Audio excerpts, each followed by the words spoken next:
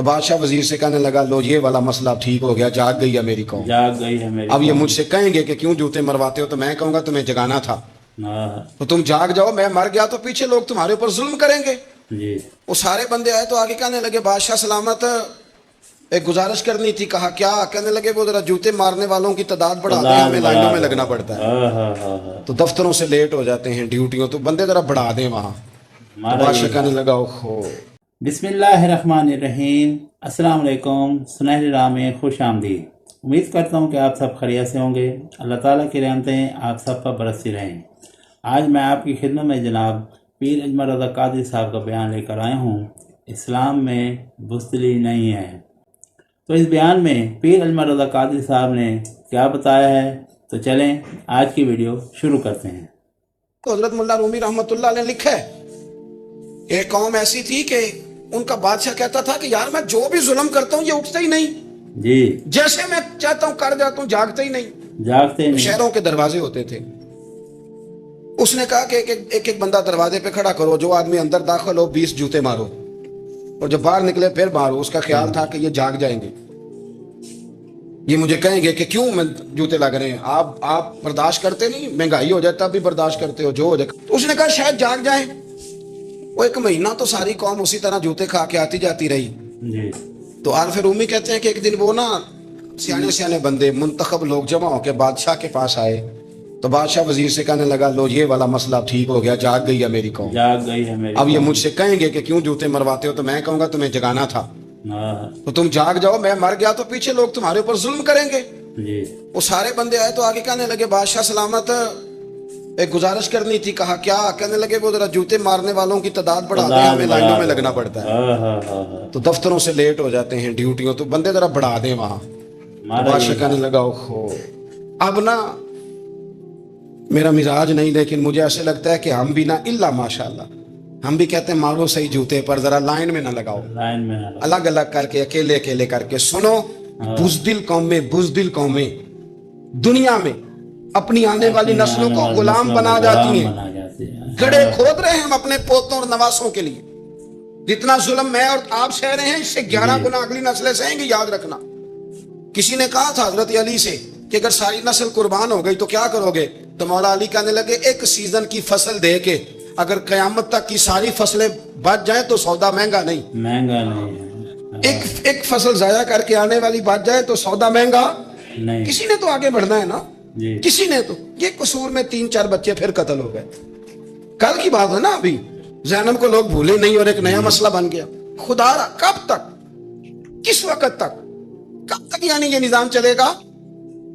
اپنی خودداری کی حفاظت میں نے اور آپ نے خود کرنی۔ ہم بچوں کو بزدل بنا رہے ہیں، ہمارے تو ایک گنڈا ہوتا ہے تو کئی شہروں کو اس نے آگے لگایا ہوتا ہے، وہ پوچھنے والا نہیں۔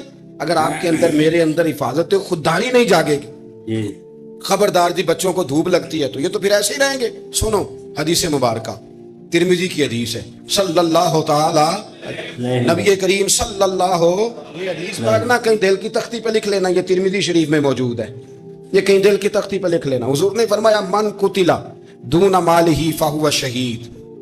کیا خوبصورت انداز ہے میرے نبی پاک۔ حضور فرمانے لگے جو شخص اپنے مال کی حفاظت کرتا کرتا مر گیا وہ عام موت نہیں مرا، شہادت کی موت مرا ہے۔ ایسے کر کے پلیٹ میں رکھ کے نہیں چور کو دے دینے پیسے، ہاں اگر آپ نہتے ہیں اس کے پاس اسلحہ ہے تو پھر بات اور پھر جان بچانے کی اہمیت زیادہ ہے، لیکن آپ طاقت کٹھی کریں۔ یہ کیا بات ہوئی کہ چور آیا اور لے کے چلا گیا؟ فرمایا من قتل دون مالہ فہو شہید، جو اپنے مال کی یعنی جائز پیسے اس نے کمائے ایسے ہی کو لے جائے، فرمایا جو اپنے مال کی حفاظت کرتے ہوئے مر گیا، تمہارے نبی کا وعدہ ہے وہ شہادت کی موت مرا، گویا اللہ اسے بغیر حساب کتاب جنت عطا کرے گا۔ اور حضور فرمانے لگے ومن قتل دون دمہ فہو شہید، فرمایا جو آدمی اپنی جان کی حفاظت کرتے ہوئے مر گیا، کسی نے اس پر حملہ کیا، اس نے جان بچائی، لڑا اور مر گیا، عام موت نہیں مرا، حضور فرماتے ہیں میرا وعدہ ہے وہ شہادت کی موت گیا۔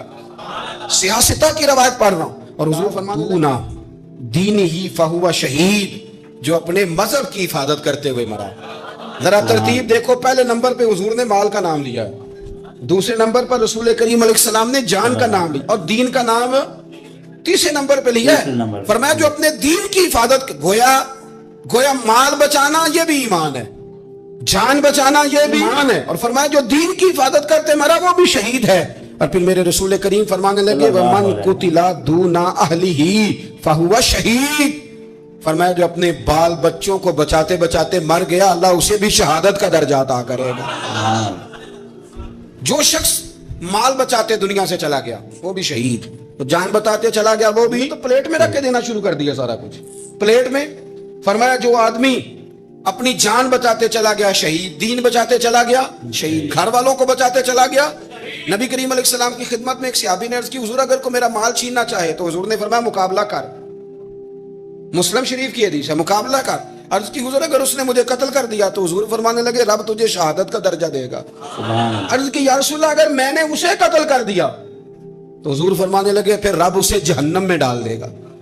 تجھے شہادت ملے گی شہادت, اور اسے دوزخ ملے گی. ہمت پیدا کرے, دلیری پیدا کرے. تو امید کرتا ہوں کہ آج کی ویڈیو آپ سب کو پسند آئی ہوگی. تو اگر پسند آئی ہے تو میرے چینل کو لائک کریں, سبسکرائب کریں, شیئر کریں, کمنٹس کریں. تو اس بیان میں پیر اجمل رضا قادری صاحب نے یہ بتایا کہ اٹھو اٹھو, اپنے حق کے لیے اٹھو.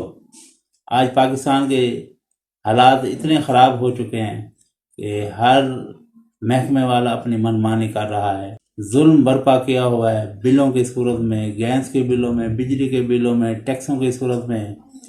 تو میں اس ویڈیو میں یہ پیغام نہیں دینا چاہتا کہ ہمیں کوئی توڑ پھوڑ کرنی چاہیے یا کوئی جلاؤ گھراؤ کرنا چاہیے. صرف یہی کہنا چاہتا ہوں کہ اپنے حق کے لیے آواز اٹھائیں. تو اللہ تعالیٰ سے یہی دعا ہے کہ اللہ تعالیٰ ہمارے حکمرانوں کو راہ ہدایت کی توفیق عطا فرمائے. تو اللہ تعالیٰ ہم سب پاکستانیوں کے حال پر کرم فرمائے. اللہ تعالیٰ ہمیں حضرت عمر جیسے حکمران نصیب فرمائے. تو دعا ہی ایک رستہ ہے. تو آئیں مل جل کر اللہ تعالیٰ کی بارگاہ میں دعا کریں, اللہ تعالیٰ ہمارے مشکل آسان فرمائے. تو ملتے ہیں اگلی ویڈیو میں. تب تک اپنے گھر والوں کا, دوستوں کا, ہمسایوں کا, رشتہ داروں کا, سب کا خیال رکھیں. السلام علیکم ورحمۃ اللہ وبرکاتہ.